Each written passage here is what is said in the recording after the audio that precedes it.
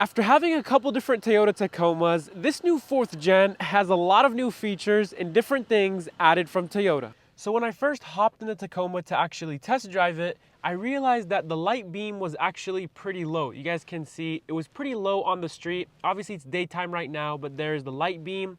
And I tried figuring out why it was so low until I realized that this setting right here is actually for the lights. So if you go ahead and put this up, the light position is actually gonna move. So let me show you guys how that looks. So here's the light position now, and now I'm gonna go ahead and move the lights. And you guys can see that the light projection is actually moving. So now I'm putting it back up. And there it is. So I usually have this set on 0, and you can actually go below 0 to kind of raise it up a little bit more, but I just keep it on 0. And one of the reasons they have this setting is because if you have kind of a trailer, or maybe you have a lot of weight in the back and your truck is tilted up, it gives you kind of that positioning or that ability to bring your projection down. So it kind of offsets the lights and keeps them on the road and keeps it bright. Now another really cool feature is the remote start. Toyota has been listening. Let me show you guys. So to do the remote start, all you have to do is click the remote twice and then hold on the 3rd time. The lights will begin to flash, and any minute now, there you go. So now it starts, and you guys may think that, hey, we've known about this, higher trims have it, yada yada, but Toyota's been listening, and usually when you unlock the door, the truck turns off, but not this time around. There's the unlock. Voila, the Tacoma is still on. Now, all it is asking you to do right now is just to press on the brake pedal and switch it on, even though the truck is already on.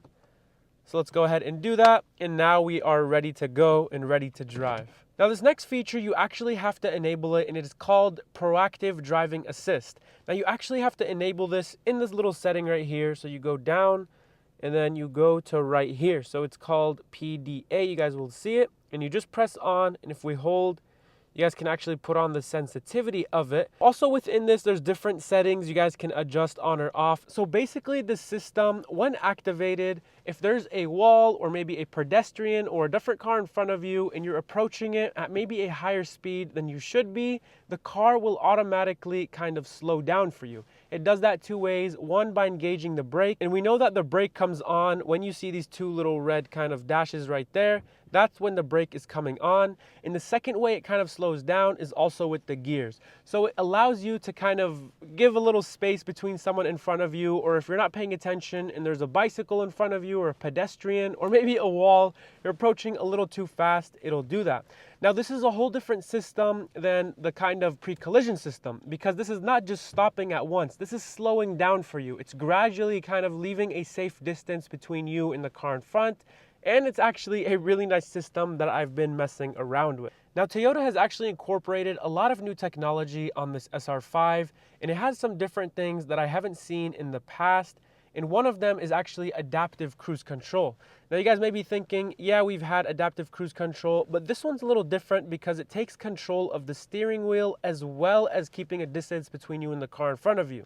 Now I've seen this before on some different cars like the RAV4 or some other SUVs, but I have not seen it on the Tacoma yet. So that's something new. And actually the way to set it is just by pressing one button.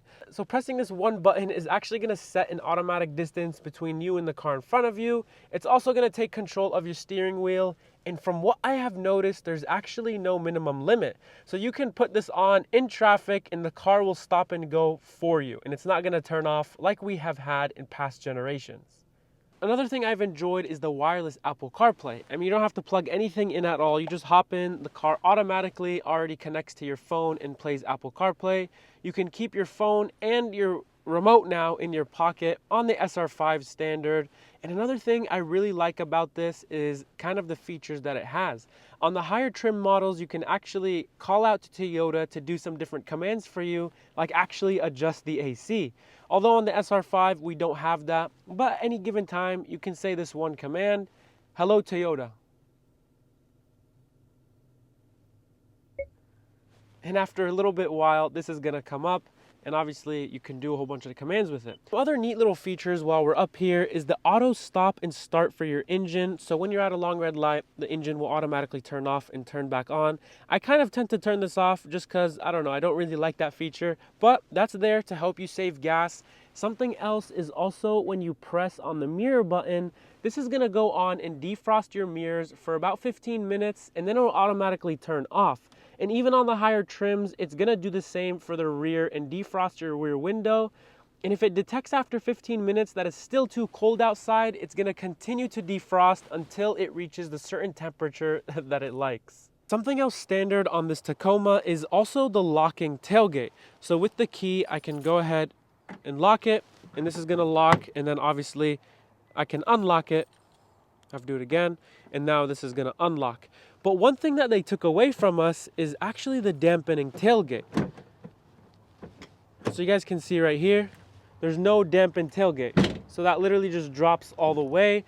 But on the higher models, it does have the automatic tailgate that you can either use pressing that button, a button right here, or using your key. So I guess Toyota said either you get nothing or you get the full electric dampening tailgate. Now coming into the back, something that they made very easy is actually accessing the storage back here. So all you have to do is lift this up. Instead of kind of tucking the seat belts and then lifting it from here, all you have to do is lift this up, and there you go, you can access the storage. And then you have this little tab right here, and now you can kind of keep this folded this way. So if you want some more room to kind of fit something that wouldn't usually fit, you can have it like that and drive. And then if you want it to go back down, take off that tab and it goes right straight down. Something else that has really affected the drive quality on this truck is gonna be no more leaf springs. We don't have any more leaf springs, and we have these kind of shocks right here and those coils right there in the back, and no more leaf springs. And when I say it has affected the drive quality, it's affected it for the better. This thing feels like an SUV in the back and then kind of a little more rigid truck in the front. But nonetheless, this is an SR5, so I don't have the upgraded suspension. So obviously this is kind of what I expect, but overall it's a lot more comfortable than my third generation SR5. So that's basically the biggest differences I've seen from this new generation and the old. Obviously, there's a couple little ones they added to the SR5, like blind spot monitor or rear backup detection if it detects something moving, and also that automatically dimming rear view mirror. A couple different things here and there, but generally these things come standard with the TRDs, so I didn't think I should mention all of them. But those are the biggest features I saw on this new Tacoma. Let me know what else you guys want to see, and I hope you enjoyed the video. And if you guys can please help out the channel by giving a quick like and a subscribe, I'll really appreciate it, and I'll see you guys on the next one.